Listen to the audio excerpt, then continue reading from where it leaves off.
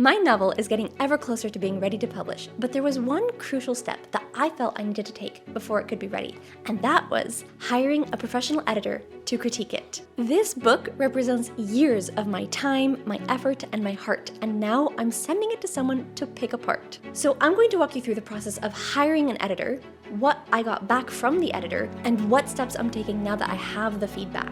And if you've ever had to hand over a project that you've poured yourself into, you know how painful feedback can be. But there are 3 skills that I have found make this process not only bearable, but as productive as it can be. So stick around because those 3 things might change the way you view feedback in the future. I'm going to talk about where I found my editor, how much it cost me, and the one thing I wish I'd known before I started this whole process. I found my editor on Reedsy, and this is not sponsored by them, I wish. But I just liked the platform and the fact that all the editors were in one place and that I could pick and choose from them. So that's why I decided to go with that. But I know that there's other places that you can find editors. Fiverr is one place, and I don't know about the others. There's a reason I chose Reedsy because it involved the least searching. I don't like searching for things. I like them to come to me. So the way it works is you submit a brief, which is a description of your book, including the genre, a summary of the plot, and a few other details, including word count. And then you go through and you look at different editors' profiles, and you pick a few that you think you might want to work with. When you submit the brief, it goes out to all of those editors, and then they respond back to you, either saying that they're willing to do it, and then they offer you a quote, or if they can't, then they will decline. Anyone who declines, you can fill that slot with a different editor. I looked through a bunch of different profiles and tried to pick people that I felt like I could vibe with. Eventually, I found someone who ended up being a really good fit. So now here's the question everybody wants to know is how much did it cost? So my book is about 78,000 words, and a lot of editors will charge per word. So a longer book will cost you more than a shorter book. And my book is a little bit on the shorter end, especially for young adult fantasy. So the amount that I paid to get my book edited was $1,375, which is a lot.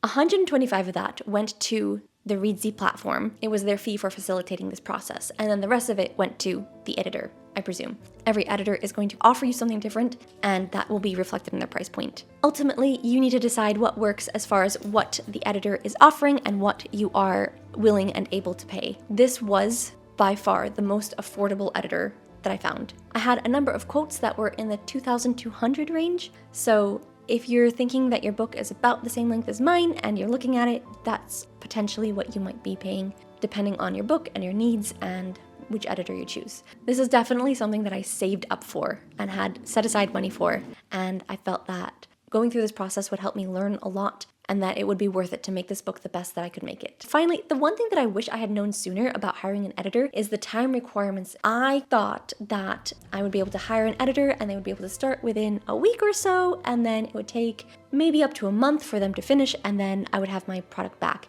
But when I was looking at the different profiles and the different timelines that they were talking about, it was like a couple months. And so I realized that I probably would have to wait a lot longer to receive my product. I probably would have submitted it earlier. I'd finished my draft before I went on my 2-week holiday during the summer, and I kind of wish now that I had submitted it before I'd gone on my trip so that it could be in the works all during that time, and I wouldn't have to wait as long when I'd gotten back. But it is what it is. Just realize that you might be waiting longer than you anticipated. So keep that in mind when you're planning out your writing strategy and timeline.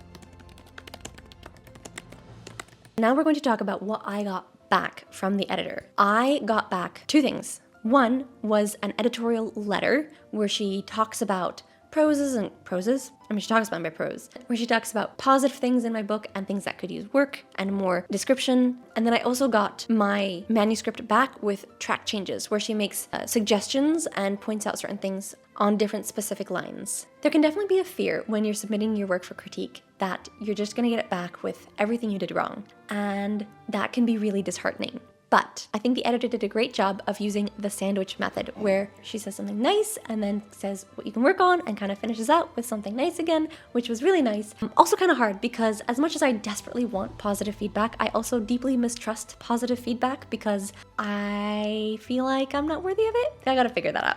But the part in the middle where it's talking about what you can do, that was definitely really helpful and really useful. And then it does feel good on some level to get positive feedback.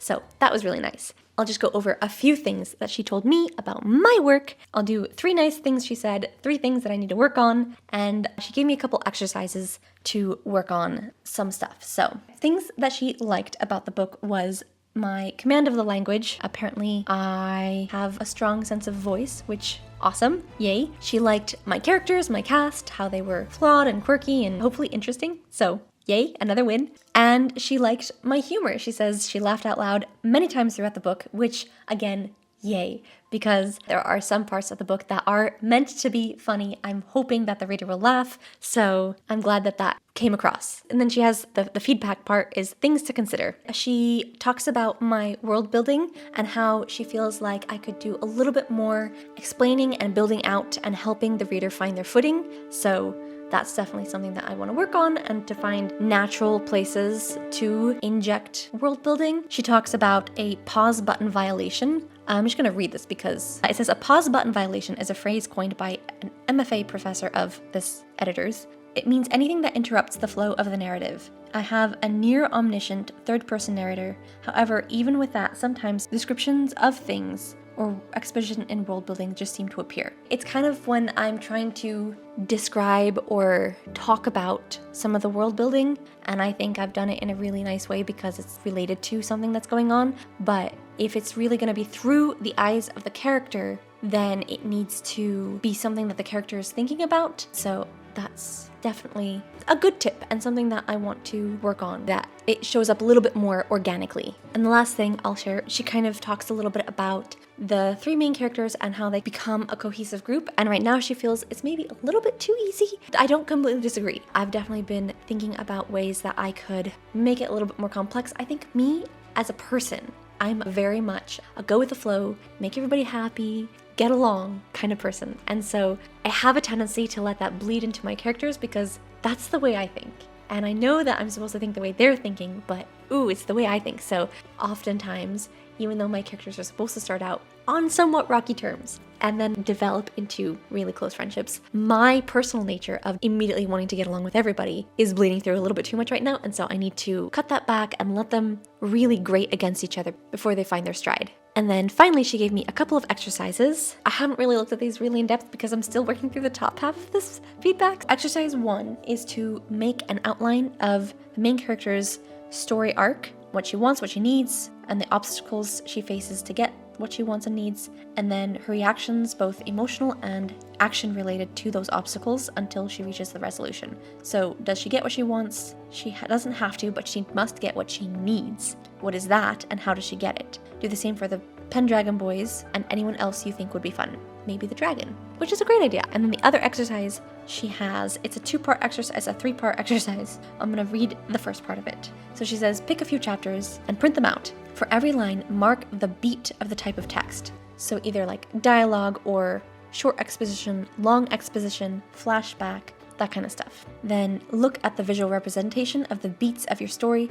The musicality of your text comes from breaths the prose takes. Dialogue is quicker, shorter exposition is a little longer. Those vertical lines represent the belly breaths, deep sighs, or whatever resonates with you in terms of longer pattern. What do you notice? Are there a lot of dashes in one section, a lot of dots, a lot of vertical lines? Are they distributed in a pattern that varies the breadth? You want your readers to feel the rise and fall of tension not only in what is happening, but also in how the text presents the plot on the page. So it's basically just talking about my pacing and the flow of my writing and making sure that there's more balance to it and that I'm achieving what I want to achieve. And I think that's a great exercise, and I definitely will probably end up doing that from like my whole book. Definitely like crucial parts, I want to make sure that it's landing the way I want it to land.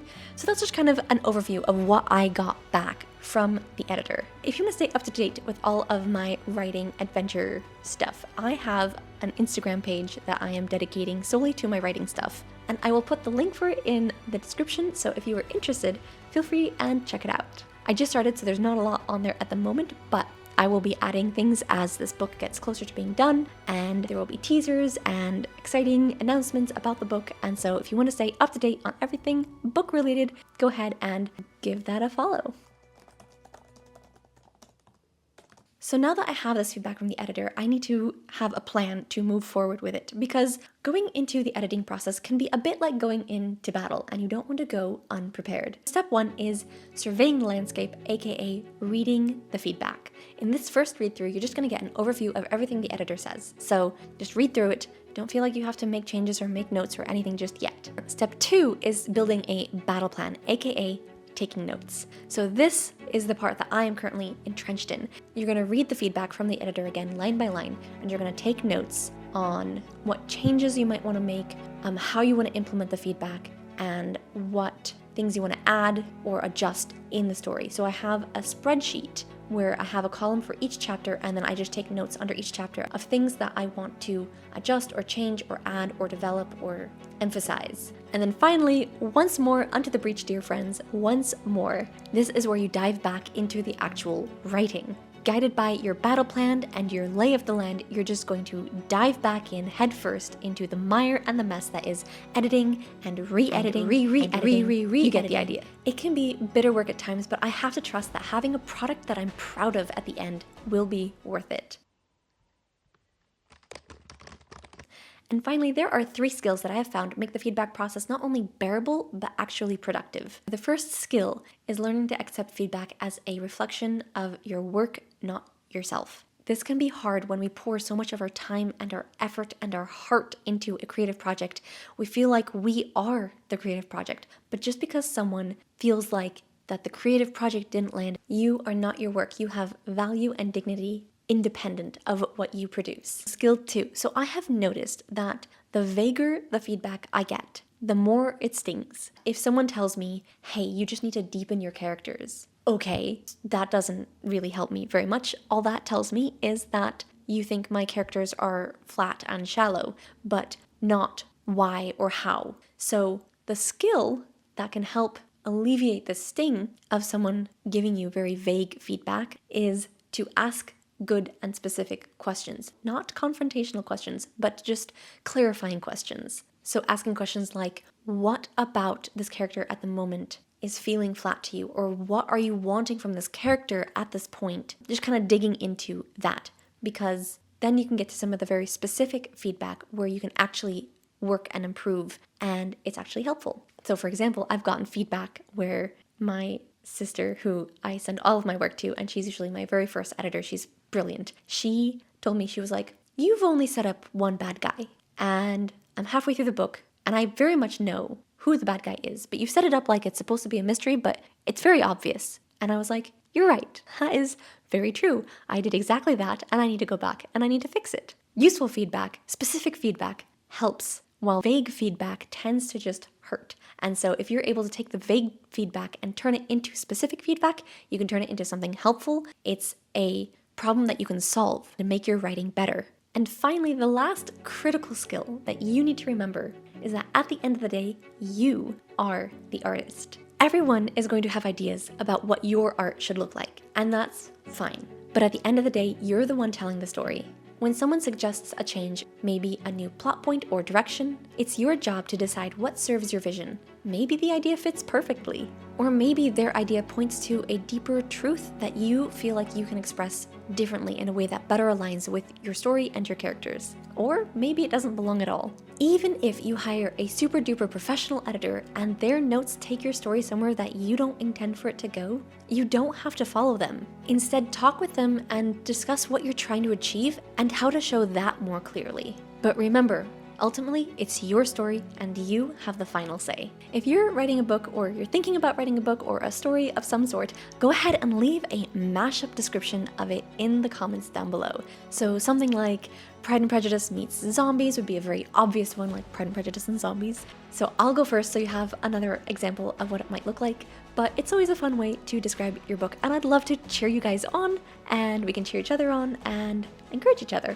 If you like this video, go ahead and hit the like button. If you like videos about learning new skills and refining existing ones, go ahead and hit subscribe, because we're always learning and growing here, and my goal, my ultimate message is to encourage you that you can accomplish the things that you want to accomplish, and that you can achieve the things that you want to achieve, and that it might be more achievable and attainable than you believed. So go ahead and hit subscribe, and just remember, that Jesus, the author of all life, loves you, and I do too.